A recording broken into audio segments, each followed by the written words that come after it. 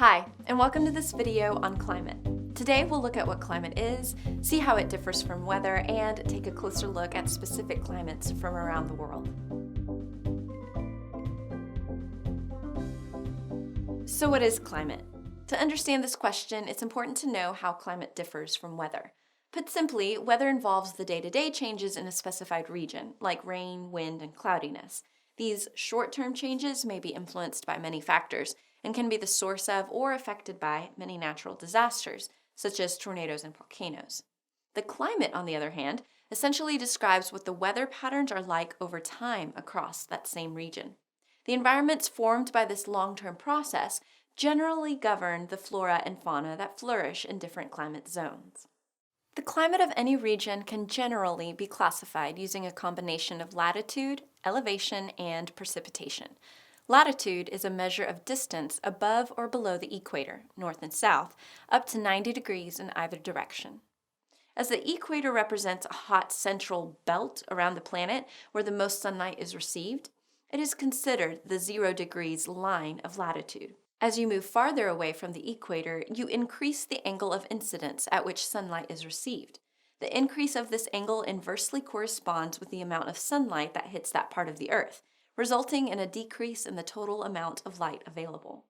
Therefore, it can be said that as the distance from the equator increases, the temperature decreases. Elevation can be viewed under very similar conditions as latitude in that an inverse relationship also exists between increasing elevation and decreasing temperatures.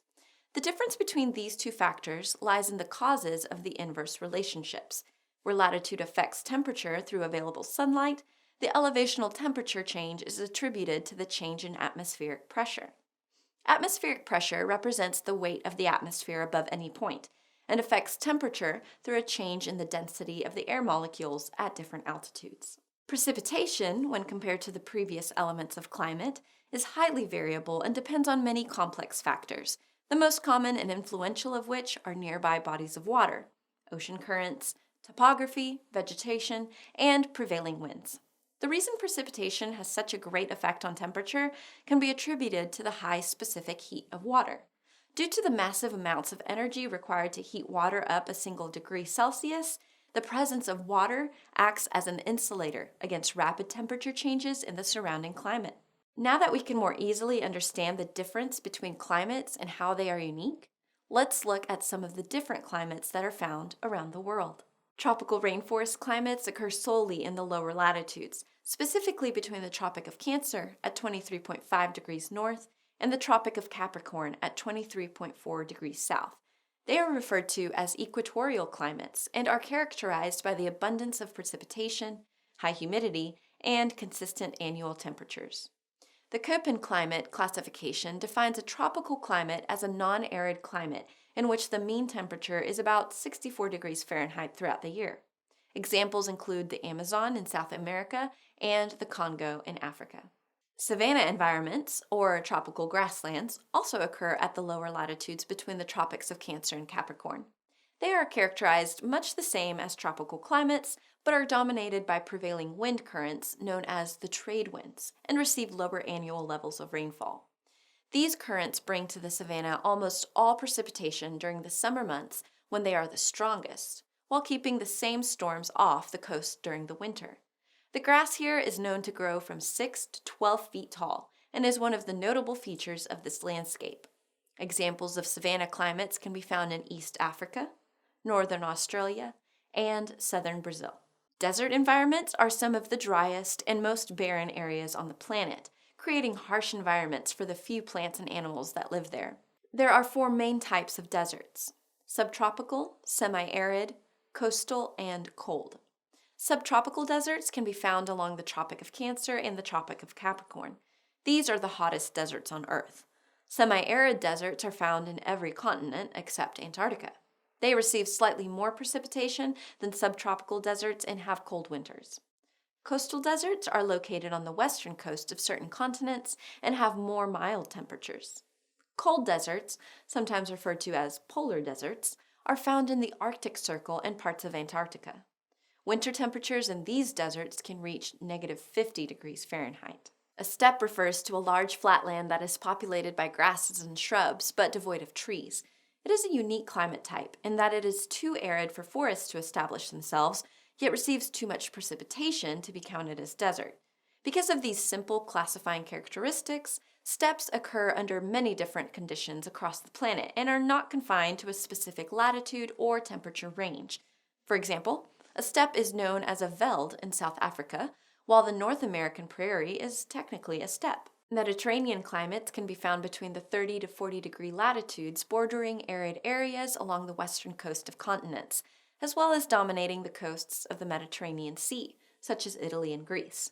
They are known for their mild winters and hot, dry summers where there should be rainfall, often due to high-pressure cells when occurring outside of the namesake region. Marine environments are unique in that they generally occur on the western coasts of continents and are dominated by local oceanic conditions. As the wind currents are traveling east toward the land from the ocean, they deposit massive amounts of precipitation and energy that keep this type of climate humid. They're categorized by cool summers and warm winters, with rainfall year-round. The North American Pacific Northwest is an example of a marine climate. Humid subtropical environments are often present on the eastern side of continents, between latitudes 25 to 35 degrees north or south. They are characterized by hot summers and mild winters, with high humidity present year-round. This interaction of heat and precipitation can lead to hurricane-type storms, such as occur in Florida and the Gulf of Mexico. As a quick side note here, the distribution of the last three climates, humid continental, taiga, and tundra, is mainly due to the lack of landmass at the higher southern latitudes outside of the Antarctic Circle. Humid continental climates generally only occur between 30 to 60 degrees north and can be called the catch-all category, containing the climate zones that do not fall into any other category. These types of areas experience large changes in seasonal temperatures, with hot, humid summers and potentially frigid winters. By classification, they cannot be arid or semi-arid environments. Scandinavia and the American Midwest are examples of this climate. Taiga exists mostly at high northern latitudes, from 50 degrees north to approximately 70 degrees north. Containing the most northern-reaching coniferous forests on the planet, these climates receive massive amounts of precipitation, up to 80 inches a year. Despite most of this being received in the form of snowfall, summer temperatures are warm enough to melt any potential permafrost formed during the winter. Much of the southern parts of Canada, Alaska, and Russia are dominated by taiga forests. Tundra environments are found almost exclusively at high latitudes, where surface temperatures reach the lowest on the planet, averaging below 23 degrees Fahrenheit year-round. Due to these low temperatures, permafrost forms in the ground, greatly reducing or eliminating plant life, specifically trees. These barren aspects become the defining characteristics of this climate's landscape and separate it from taiga. The majority of tundra can be found in the Arctic circles, with the northern reaches of Canada, Alaska, and Russia being covered by tundra. Okay, now that we've taken a closer look at these climates, let's see how much you remember. Which of the following is not often considered a major component determining climate? A. Latitude, B. Longitude, C. Elevation, or D. Precipitation?